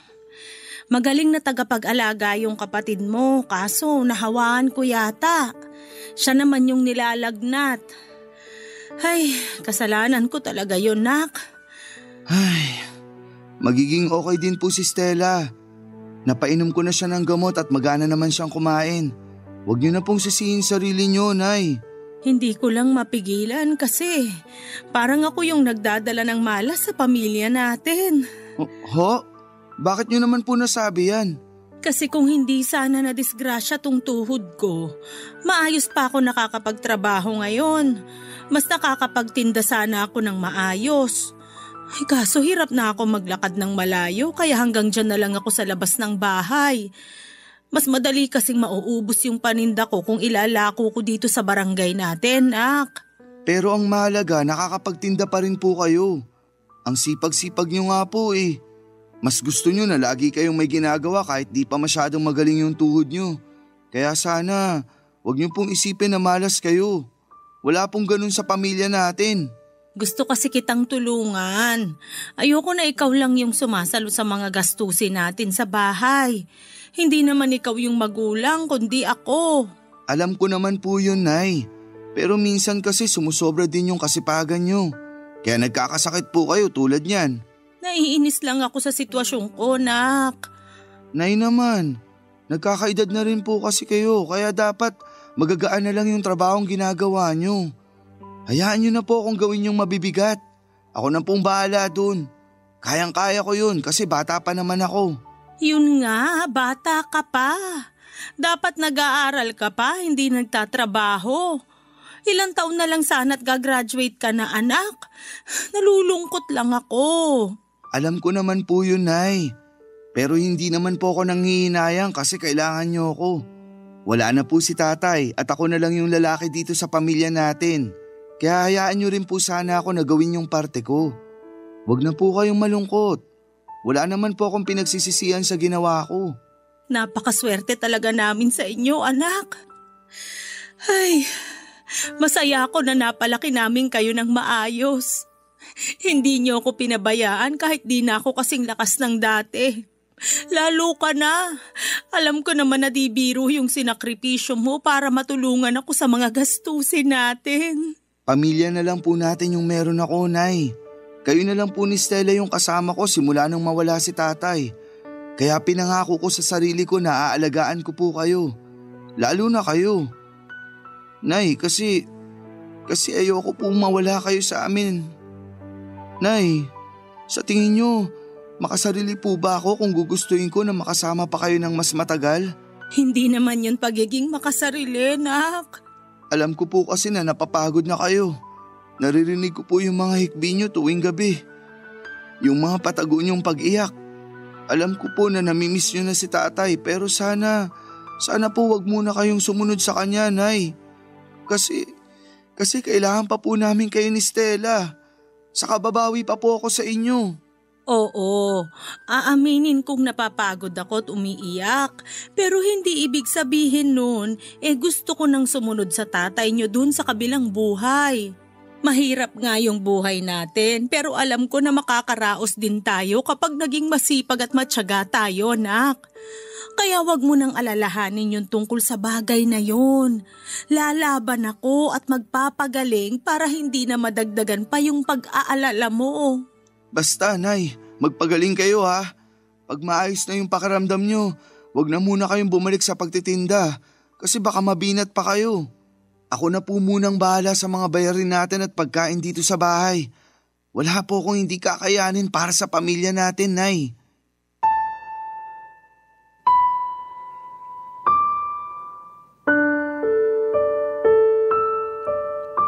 Mahal na mahal ko po ang pamilya ko. At wala akong hindi kayang gawin para sa kanila, Papa Dudut. Ang nanay at ang kapatid ko po ang naging inspirasyon ko. Silang dahilan kung bakit kahit nakakapagod ay porsigido akong pumasok sa trabaho. Siguro'y ganun talaga kapag tumatanda ng isang tao. Nagkakaroon tayo ng mga responsibilidad at nababago nito ang mga prioridad natin. Pero sa kabila ng lahat, hindi nawawala yung pangarap ko. Pangarap ko pa rin kasing mabigyan ng maalwang pamumuhay ang pamilya ko, kaya mas naging matyaga ako sa paghahanap buhay. Tuluyan ko na nga pong pinasan ng responsibilidad ni tatay bilang padre di pamilya. Ako na yung bumibili ng pagkain namin, gamot ni nanay at Estela. Ako na rin ang nagbabayad ng bills. Hindi ko na rin pinatanggap ng mga labada si nanay dahil madaling na siyang mapagod. Hirap na rin kasi siyang umupo at tumayo dahil sa injury niya sa kanyang tuhod. Plano ko po sanang ipacheck up noon sa espesyalista ang paningin niya. Kaya nag-ipon ako ng pera, ang kaso'y nagipit pa rin kami dahil sa isa na namang pagsubok, Papa Dudut. Barangay Love Stories. Barangay Love Stories. Papa Dudut, hindi pala pangkaraniwan ang paglabo ng mata ni nanay. Ang akala naman na ordinaryo lamang ay may bangungot na kaakibat pala. Nagtuloy-tuloy ang paglabo ng mata ni nanay hanggang sa tuluyan ang nawala. Nabulag si nanay dahil sa diabetes. Hindi namin alam na may diabetes pala siya, sa bagay ay wala naman kasi kaming pampacheck up noon. At hindi rin inabala ni nanay na magpa-check up sa mga center sa lugar namin dati. Kasi hindi niya inakala na magiging grabe. Nang mga oras na yon, pakiramdam ko ay pasang ko na ang buong daigdig, Papa Dudut. Yun bang walang humpay ang Diyos sa pagbato sa amin ng mga pagsubok, pero hindi naman niya kami tinutulungan. Kapag may pagkakataon na nagiging vocal ako sa pagreklamo ko ay sinasaway ako ni nanay. Lagi niyang sinasabi na nakikinig ang Diyos sa mga panalangin namin at hindi totoo na pinapabayaan niya kami. Kung totoo raw kasi yun, wala sana kaming bubong na masisilungan at wala rin kaming sapat na pagkain sa hapagkainan. Maswerte pa rin daw kami dahil hindi kami nagugutom tulad noong maliit pa kami. Masyado lang daw po akong emosyonal. Minsan dahil sa mga nangyayari sa amin, kaya nakakalimutan ko na noon yung mga magaganda at mabubuting bagay na ginagawa ng Panginoon para sa pamilya namin. Doon ko nga na-realize na may punto rin naman si Nanay, Papa Dudut. Kaya nga kahit papaano ay nahawa ako sa pagiging optimistic ng nanay ko. Sa katunayan ay hindi niya masyadong dinamdam ang pagkabulag niya. Sa tulong ng kapatid ko ay nakagagawa pa rin ng mga gawaing bahay si nanay tulad ng paglalaba at pagtutupi ng mga damit. Sa pagluluto naman ay binibigyan niya ng instruction si Stella tapos siya yung tagatikim. Maswerte ako, Papa Dudut, na meron akong nanay na katulad ng nanay ko. Sila ni Stella ang inspirasyon ko kung bakit nagsisikap ako sa pagtatrabaho kahit na mahirap ang buhay, Papa Dudut.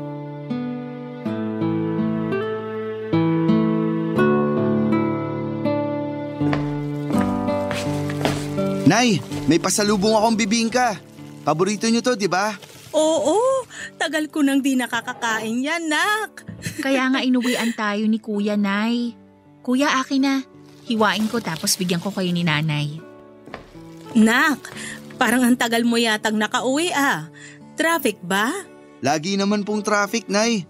Pero bukod kasi sa dumaan pa ako sa tindahan ng bibingka, may pinuntahan pa po ako. Nakipagkita ako sa kaibigan ko dun sa may fast food malapit sa pinagtatrabahuan niya. May mahalaga kaming pinag-usapan. Talaga? Gaano ba kahalaga yun, nak? Pwede ko bang malaman? Mahalaga po at ipapaalam ko naman po talaga sa inyo yun, Nay. Ito na yung bibingka nyo. Kuya, pasuyo kay Nanay. Tapos ito yung sayo. Salamat. Nay, ito po yung inyo. Ito po, pinagtusok ko na kayo ng bibingka. Kainin niyo na po.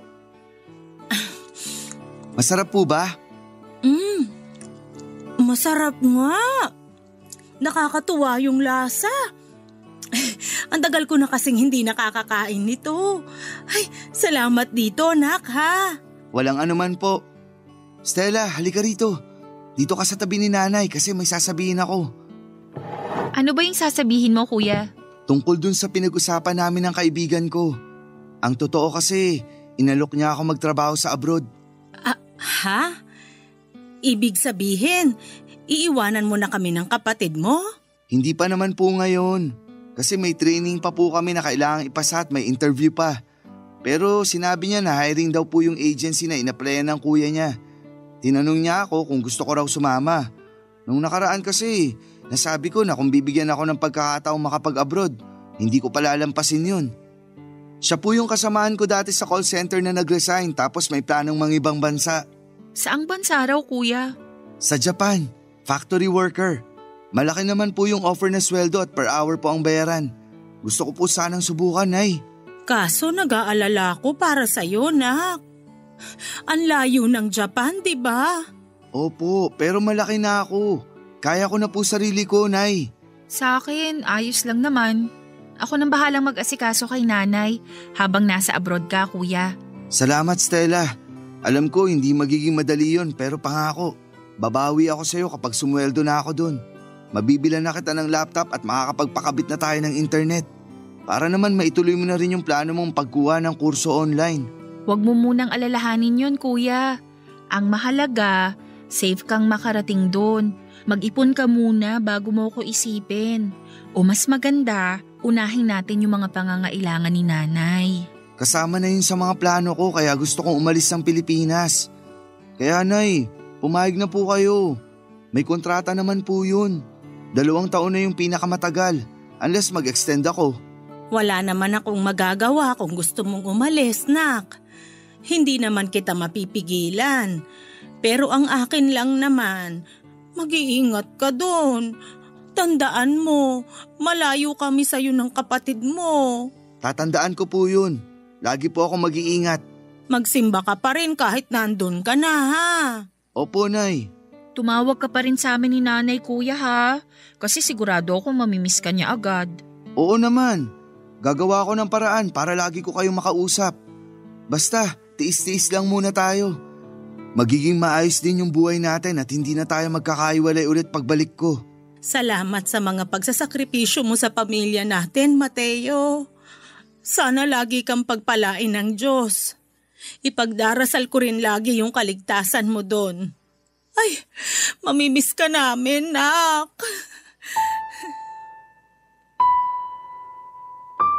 Alam ko po na hindi ko matutupad ng mabilis ang pangarap ko kung sa sweldo ko lang sa pagiging call center agent iaasa ang lahat, Papa Dudut.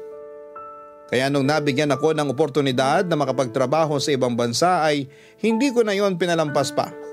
Masaya po ako kasi pinayagan ako ni nanay na mag-abroad kahit na mami-miss niya ako.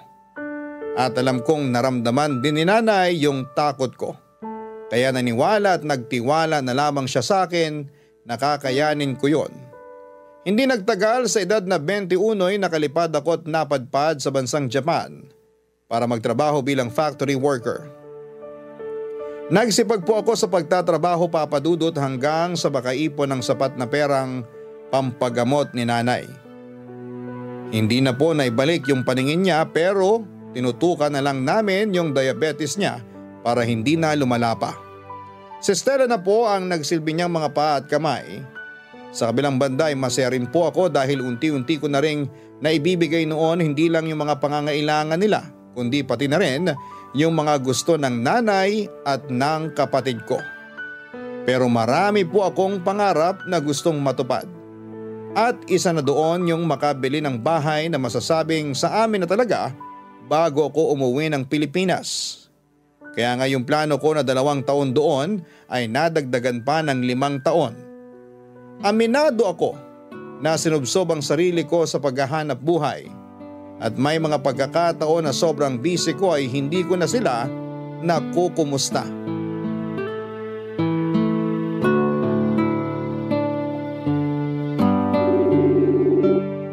Ay, bakit kaya hindi pa sumasagot yung kuya mo? Nagsabi po ako sa kanya na magvi-video call tayo. Oh, ayan na si kuya! Hello, kuya! Nay, Stella! Bakit naman ang tagal mo yatang sagutin, nak? Miss na kita eh. Oo nga, kuya. Nung nakaraan ka pa gustong maka-video call ni nanay eh. Pasensya na kayo. Sobrang busy ko talaga ngayon dito. Hindi na nga ako makahawak ng cellphone eh. Ganun ba? Ang hirap naman nun. Pero nangako ka, nagagawa ka ng paraan para kahit papano magkatawagan pa rin tayo, nak. Oo nga, kuya. Ilang linggo ka nang busy. Marami pa namang kwento sa'yo si nanay. Sorry, okay? Alam ko naman yun. Hindi nyo na ako kailangan konsensyahin. Di ka naman namin kinukonsensya. Miss ka lang namin. Lalo na si nanay. Ay, wag mo nang awayin yung kuya mo, nak. Ang mahalaga, nakausap na natin siya. Hindi ko po inaaway si kuya. Sinasabi ko lang po yung totoo. Kaya nga humingi na ako ng sorry, di ba? Hirap kasi sa inyo, di kayo makaintindi. Kayo na kaya magtrabaho rito. Sobra ka naman, kuya. Ikaw kasi, makapagsalita ka dyan parang di mo alam na ang dami kong ginagawa rito. Ano bang masama sa sinabi ko? Ay, tumigil na nga kayong magkapatid. Stella, wag mo na ngang sagot-sagutin yung kuya mo. Siya naman yung nauna na eh. Kahit na. Ay, Mateo, pasensya ka na sa amin ng kapatid mo, ha? Nakaabala pa kami sa'yo dyan. Ay, hindi naman po sa ganun. Wala naman po akong sinabi na nakakaabala kayo, Nay. Pasensya ka na uli, nak. mo ba planong magbakasyon dito sa atin? Gusto ka na kasi naming makita at makasama. Hindi ko pa po talaga masasabi, Nay. Yung plano kong umuwi dyan sa susunod na buwan, baka di matuloy. Sayang naman, nak. Ganun ka na ba talaga ka-busy dyan sa Japan? Nay, nag-iipon po ako, di ba? Ayoko munang umuwi dyan sa atin kasi baka mapagastos lang ako. Hindi mo naman kailangan maglabas ng malaking pera, kuya. Gusto ka lang namin makasama ni nanay. Mahal yung ticket pa uwi. Sayang naman yung magagastos ko dun. Saka anong hindi ko kailangan maglabas ng malaking pera? Yung mga kamag-anak natin na di naman natin naramdaman nung walang-wala tayo. Siguradong pupunta mga yun pag nalamang umuwi ako. Parang mga kabuting bigla na lang magsusulputan. Alibasa, alam nila na kahit papano nakakaluwag-luwag na tayo. Huwag mo naman silang husgahan agad, nak. Kung pupunta man sila rito, yun para makita ka at hindi para humingi sa'yo ng pera. Basta, yun na rin yun, Nay. Noong nakaraang buwan, nag-chat sa akin si tita, nangungutang ng pera. Pinautang ko na yun nung nakaraan.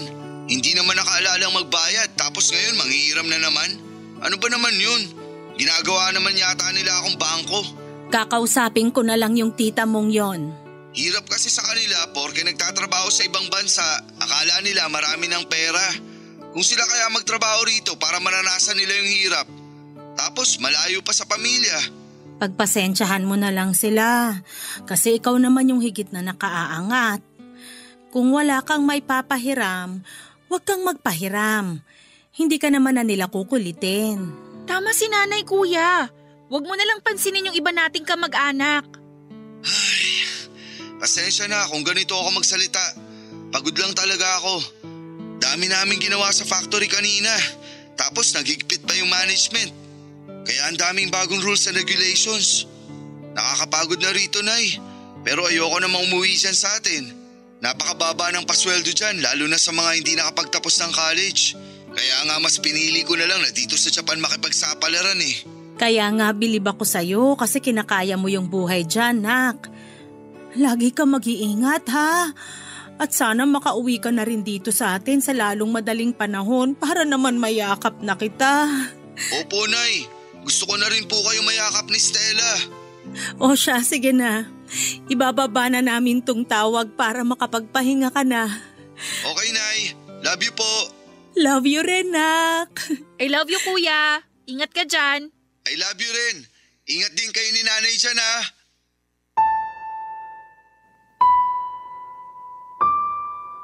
Papa Dudut, hindi ko akalain na hindi na pala kami magkikita ng nanay ko sa personal. Kasi noong 2020 pumutok ang balita tungkol sa COVID-19 at nagkaroon ng lockdown. Naghigpit po ang mga paliparan at mas lalo akong hindi nakauwi sa Pilipinas para magbakasyon kasama sina nanay at Estela. At ang masakit pa ay ilang buwan matapos lumala yung kaso ng COVID cases sa bansa natin ay isa sa mga dinapuan ng virus ang nanay ko. Na-ospital siya at doon na rin binawian ng buhay. Nagkaroon din po ng COVID si Stella pero mabuti na lamang at kinaya niya ang sakit. Ilang buwan pa ang nagdaan, taong 2021 ay nakauwi na rin ako ng Pilipinas. Pero imbes na maging masaya, ang pagkikita namin ng kapatid ko ay nauwi yon sa iyakan. Mas lalo pong nadagdagan yung bigat sa dibdib ko nung dinalaw na namin yung puntod ni nanay. Hindi na po natigil yung pag-iyak ko at paghingi ng tawad sa kanya dahil sa kabiguan kong makauwi noong nabubuhay pa siya. Ang laki po ng pagsisisi ko dahil pinagpalit ko ang pamilya ko sa ambisyon ko. Dahil sa pagiging abala ko sa trabaho. Hindi ko na nasulit yung mga sandali, Papa Dudut, na sana ay nailang ko pa sa kanila. Kaya naman bumawi ako ng husto kay Stella noong umuwi ako rito sa Pilipinas. Sinabi ko sa kanya na hindi na ako mag-abroad para hindi na kami magkahiwalay. Siya na lamang kasi yung pamilyang meron ako at hindi ko nakakayanin kung pati siya ay mawawala pa sa akin. Pero mapaglaro po ang tadhana, may ibang plano po yata ang Diyos sa akin. Matapos niyang kunin pati ang kaisa-isa kong kapatid noong 2022, inatake sa puso si Stella. Bago pa man mangyari yon, minomonitor na namin ang kalusugan niya dahil sa sakit niya. Regular din naman ang check-up niya pero hindi ko akalain na yun pa rin pala ang kikitil sa buhay niya at magiging rason para tuluyan na akong maulila. Ang sakit-sakit mawalan ng mga mahal sa buhay, Papa Dudut. At minsan ko na rin hiniling sa Diyos na sana'y kunin na rin niya ako. Wala na kasing saysay ang buhay ko kung wala na rin yung mga tao na inspirasyon ko. Pero hindi ko po yata talaga oras, Papa Dudut. Sa kabila kasi ng mga pangit na mga nangyari, may dumating pa rin naman noon sa akin para magbigay ng pag-asa. Nakita ko yon nang makilala ko ang naging asawa ko 3 buwan matapos mawala ni Stella. Bali nagkakilala kami sa isang charity event kung saan ako naimbitahan ng isang kakilala. Marami pong tinuro at ipinarealize sa akin ng misis ko. Isa na nga doon yung pagmamahal sa buhay na meron tayo sa kabila ng mga pagsubok at matinding kalungkutan. Laging sinasabi sa akin ng mga magulang ko noong nabubuhay pa sila na lilipas din ang bagyo. Nasisikat din ang araw. Hindi tayo magiging malungkot habang buhay at yun po ang mga katagang itinanim ko sa puso ko. Hanggang dito na lamang po ang kwento ko at maraming salamat po Papa Dudut sakaling mapili po ninyong i-air ang istorya ng buhay ko. Malaking bagay po ito sa akin na maibahagi ito sa ating mga kabarangay. Sana kahit paano ay na-inspire ko po kayo sa aking kwento. God bless po sa Barangay Love Stories and more power po sa Barangay LS 97.1. Ang inyong forever kapuso at kabarangay, Mateo.